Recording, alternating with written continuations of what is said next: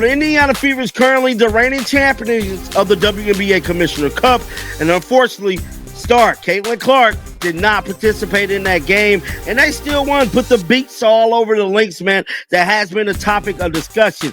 Now, I'm here to tell you, they have another big-time game coming up, and that is this upcoming Thursday, playing none other than the Las Vegas Aces. And I'm telling you right now, judging by the way it's looking, Caitlin Clark has already officially been ruled out for tomorrow. Big news is rocking the basketball world, and it's not good. Indiana Fever head coach Stephanie White just confirmed what fans were hoping wasn't true. Caitlin Clark's injury is more serious than first believed. This could have a major impact. Has already been ruled out for Thursday night's game against the Las Vegas Aces. Stephanie White offering up some comments that has fans concerned this injury might be more severe than we were led to believe, have fans speculating that she's going to be held out all the way up until All-Star. What began as a minor groin strain has turned into something much more serious, and it's already causing major concern across the league. This isn't just about Caitlin Clark missing a game or two. There's a real chance she could be out for several weeks. And Caitlin Clark is hurt, and I'm really getting sick of it. I'm sick. I already offered her, what was hurt last time? Her hamstring? I think it was her hamstring. I offered her my hamstring. Of course she can have my groin. Of course she can have my wife's groin, my dog's groin, my kid's groin. I'm sick of it. I'm watching the Commissioner's Cup because I truly love the WNBA, not just for Caitlin Clark. I love the Lynx. Love them. They're probably actually one of my favorite teams. But I am so sick of not seeing Cece's ass on this court. So I don't know what we got to do. I saw she got her leg covers. I saw she got that. I don't know what they need to do or what she needs to do less of for her to be healthy. But I need to see her on that court. And I need to see her playing well, okay?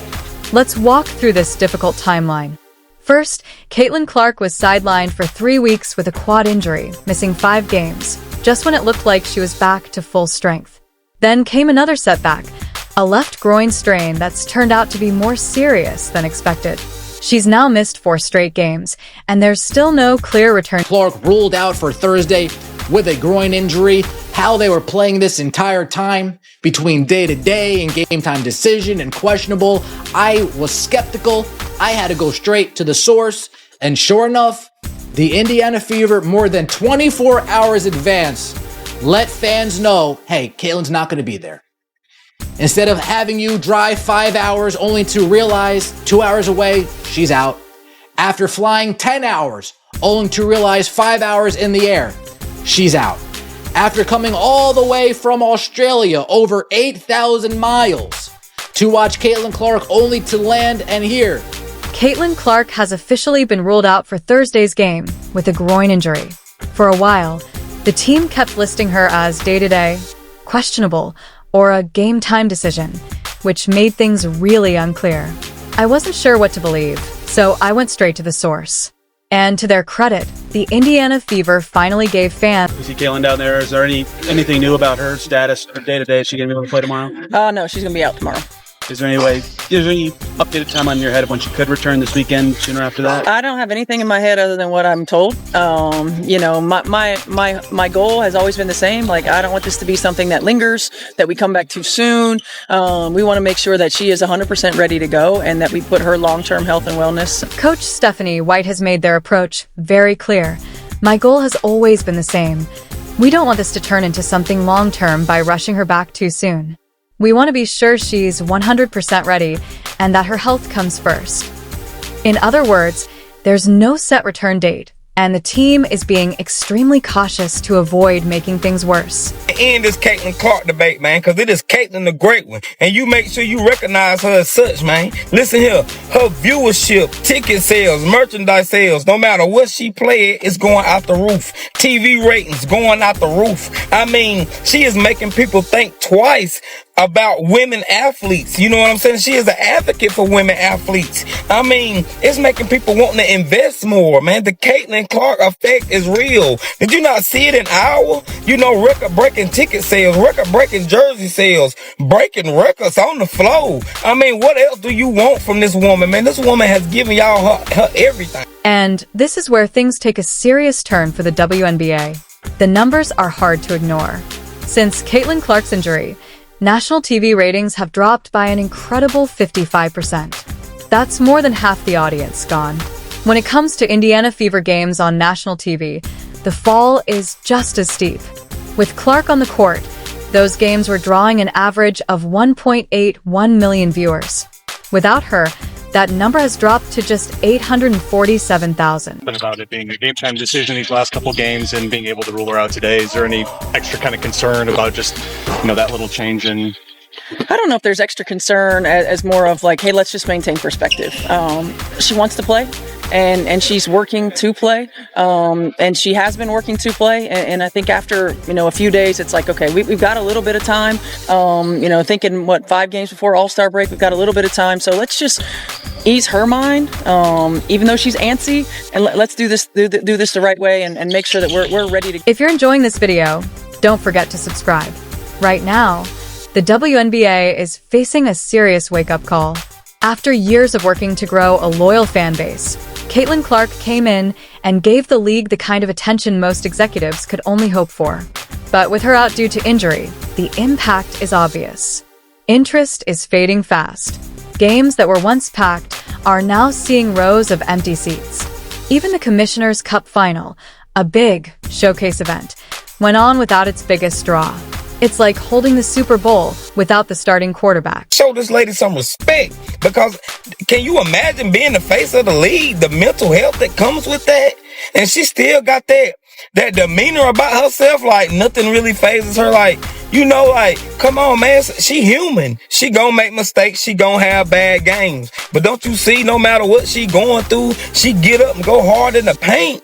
The Caitlin Clark effect is real. Ain't no Paige Buckles effect. Ain't no Angel Reese effect. I mean, come on, man. I mean, it don't matter where she play at. She is the face of the league. I mean, this right here is uncomparable. I mean, Caitlin Clark, the away games, when her away games see more viewership than some of her home games. People coming to see Caitlin. Ever since she has entered the league, man, the ticket sales, TV ratings has went. But here's the big question the league can't ignore. Why should fans stay invested in the WNBA if it feels like many players don't support the league's biggest star? The All-Star voting results were eye-opening. Despite leading the league in several key stats and receiving over 1.2 million fan votes, Caitlin Clark was ranked by fellow players as just the 9th best guard. Sports legend Dick Vitale didn't hold back. He called it pure jealousy. He also reminded everyone that Clark has helped bring charter flights, better pay, packed arenas, and record-breaking TV ratings to the league. Even LeBron James weighed in, reposting support for Caitlin and questioning how she's been treated by some of her peers. This moment is more than a headline. It's a defining time. I need to play another game until she's completely 100% healthy. If that means she has to miss multiple weeks, so be it, because you don't want to get into the habit of her rushing back from injuries when she's not fully healthy. And we know if one nagging injury can lead to another nagging injury. So the best thing that the Indiana Fever can do, regardless of what Caitlin Clark wants to do, you have to protect your star, your superstar, because she's going to want to get on the court.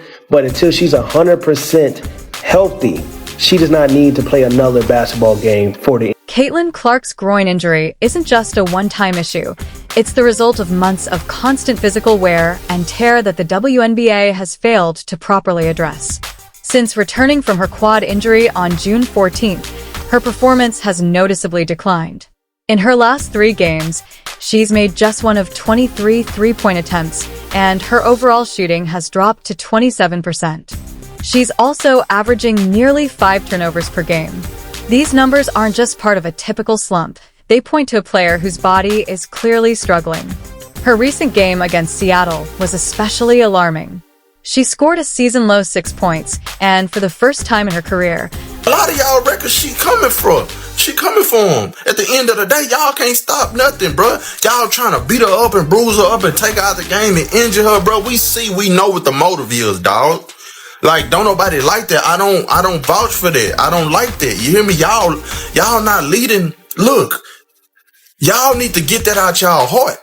Cause that's some deep demonic stuff. The way y'all thinking and how y'all moving and having y'all little meetings and all of that and wanna plot against this woman and her teammates that have her back. Y'all better leave her, Sophie Cunningham. Caitlin Clark has been on the receiving end of a troubling trend this WNBA season.